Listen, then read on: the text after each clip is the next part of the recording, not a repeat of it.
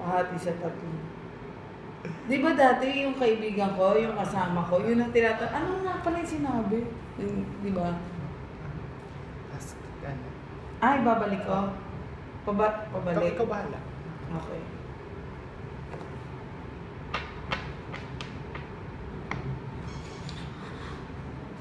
Sana maging good.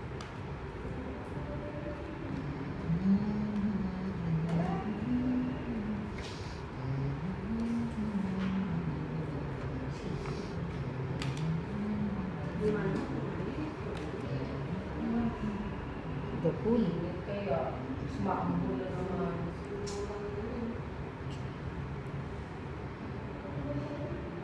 Ngayon, no, may yung tutulong sa'yo, no, nandoon pa rin, nakaalalay, nakasababay, pero nandun pa rin yung present situation na kung saan may mga gusto kang hindi mo pa nagagawa. May mga bagay na hindi mo magawa kasi nakatali ka sa mga responsibilidad, marami kang trabaho. Ngayon, ang hinihingi dito ay ayusin ang relasyong pamilya, lalo na sa asawa. Marami kang skills, maraming pwedeng resources na pwedeng gamitin na para makasolusyon dun sa Sino problema. yung gumagabay? Hindi tao. Problema, ha? Hindi tao. Angel. Tao. Nandun. May mga resources ka namang pwede mong gamitin na nasa sayo na. I mean, lahat ng mga pwedeng paggamitan ng kasi very skillful ka, gamitin mo yun, very resourceful. Although may isang malapit na kaibigan ang talaga tutulong sa'yo, o lagi mong kaagapay. Although nandun pa rin yung pagiging happy-go-lucky ng mga bagay-bagay, no? May mga pagkakataon din na hinihiling din dito ang isang ngayon medyo naiisipang buti na parang gawing maging hard, maging matapang na sa mga bagay kasi nakakaharap ka ngayon sa isang sitwasyon na hindi na maganda. Hindi ito, although based from experiences, parang nagiging unti-unti na nagkakaroon ng pagiging harsh, ng pagiging matatag, magiging parang not insensitive, but yung pagiging matatag, yung nagiging matapang, no? Lalo na pagdating sa usaping pera.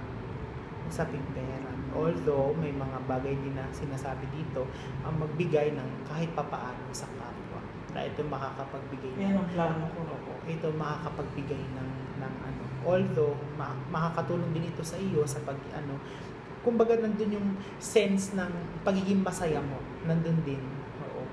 Yung nakakatulong ka sa kapwa. Nandun din na nakikita din dito na magkakaroon ka ng paglalakbay. Wala pa akong passport. Sa lupa muna. Sa lupa! Sa lupa. Ayusin ang dokumento at mga kailangan balansehin ang mga bagay-bagay para magkaroon ng masayang kinabukasan, no? May nakikita din ako dito, yung sa pagsaya, may kabilang dito o kasama dito ay involve ang isang bata.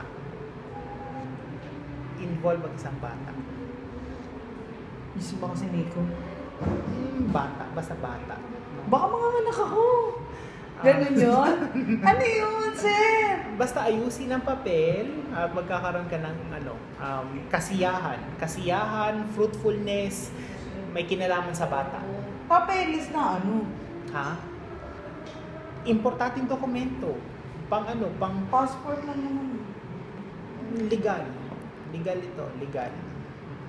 More likely. Although, no,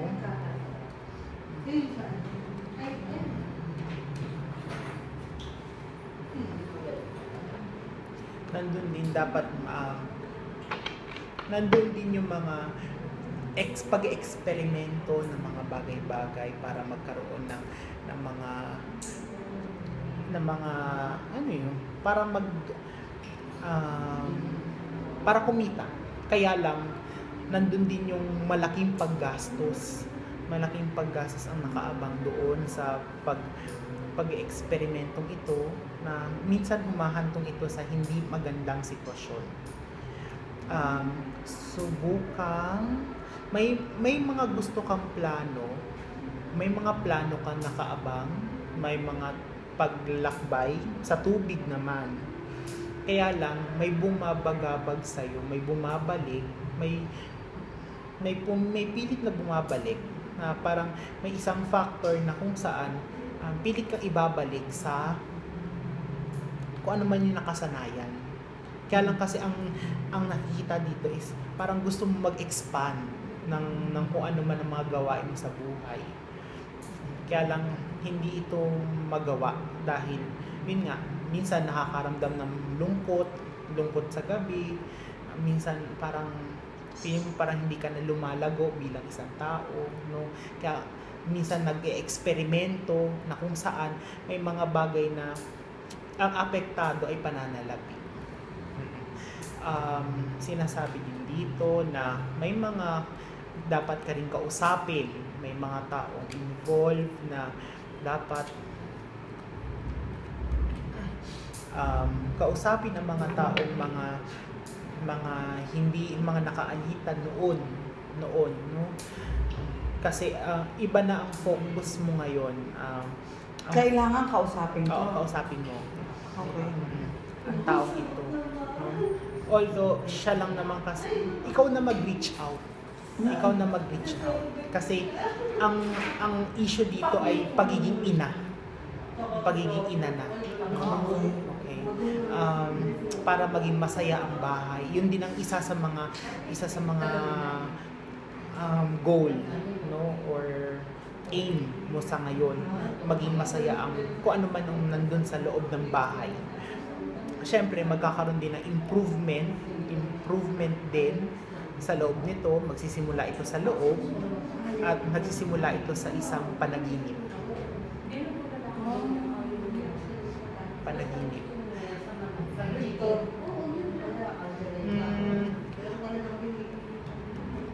Pagdating sa buhay, asawa.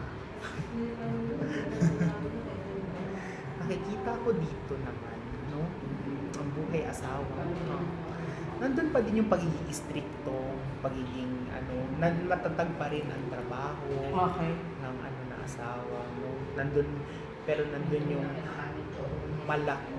ang naiisip niya kasi ay yung bang sumaya ang pamilya. Kaya lang nandun yung pagkakataon na hindi na kinakaya. Ayaw lang sabihin.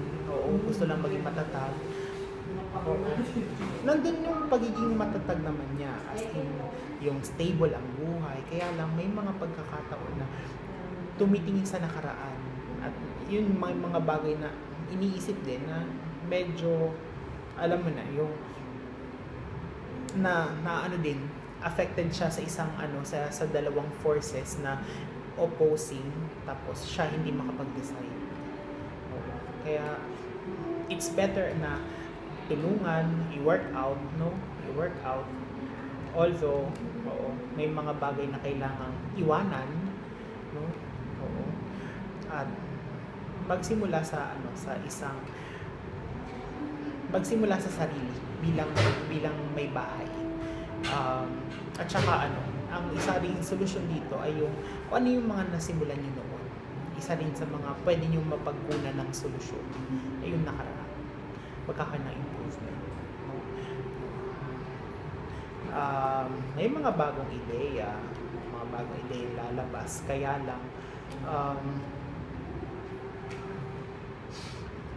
may i-offer sa'yo. May maraming kang options na may ibibigay sa yung mga options. Mga options, kaya lang, takot ka mag-decide. Takot ka mag-decide. May mga bagay din na may malaking pera mawawala sa'yo. Ha? Na ikalulungkot mo, oo, at magsisimula ito sa isang sulat. Sulat. No? Bagong ideya, pero katumbas ng ideyang ito, malaking pera mawawala. Although meron ka pa naman, no? Kaya lang malulungkot ka doon kasi ang dami. No? Kumbaga, kung ihahatiin ito sa 5, 3 doon mawawala. Okay. Although may darating na magandang balita, kaya lang ang mga nasa paligid medyo opposing lang. Pero makakayanan mo naman ang sitwasyon. Kung ano man yung matagal mo nang hinihingi, ito yung matutupad. Kaya lang, magiging prone ka sa aksidente. May mga bagay na yung, alam mo yung padalos-dalos, o minsan mauuwi ito lang sa pagkabigo. Kaya ang payo is maghinay-hinay muna sa mga desisyon. Usually kasi ang isa sa mga naging katangian ay yung kung paano tayo laging emosyonal at saka medyo mahiyain ng kaunti. Parang ganun. May katanungan pa?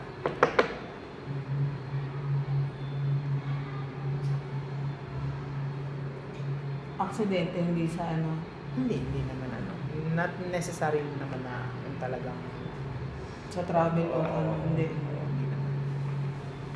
Okay. Tanong. Ano yung form ng mawawalan ako? Sugal, project, Sabi mo sulat eh.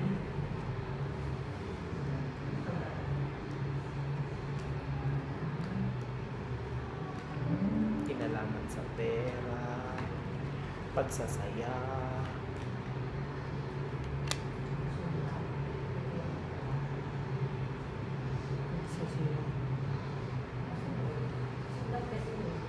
Pagsulat, ako, thinking ko, contract. sulat, Diba? kontrata o meron dyan, pera may kinalaman sa pagsasaya, trabaho, o kalusugan, alin man doon.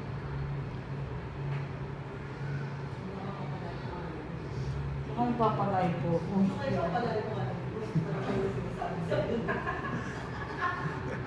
Kasiyahan, trabaho, o kalusugan. Alin yun sa tatlo? Alin mas- Huwag nang huwag nang kalusugan. Mahirap yun. Pag nanay ka, ayaw mo humihina. May tanong pa. Ano po? Meron pa. Marami pa to.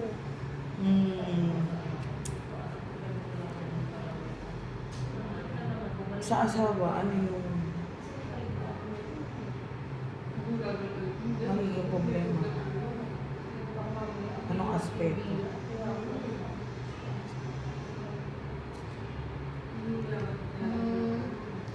More likely, di naman niya sasabihin. Kasi tatakasan yung problema. No? May kinalaman din ito, no, bumabagabag din sa kanyang isipan, yung kontrata. Isang kontrata. May isang kontrato. Oo. At saka yung dami ng trabaho. Dami. Yung sobrang dami ng trabaho. Nire-reklamo na niya. Minsan ang pagbabalanse ng Hindi na niya pagbabalanse, kaya. minsan pikit mata na lang na ito gagawin niya, ito gagawin ko. Ang gusto niya lang talaga yung may makasama siya. Yun lang ang kailangan niya sa ngayon. Minsan hindi na siya nakakapag-decide. Although may mga bagay na hindi lahat malalaman mo kasi tagang sikretong nakatago. Although ang kagandahan naman doon, Tungkol sa trabaho lang yun, sekreto. although ang pera hindi problema. ang problema ay yung mga nakapaligid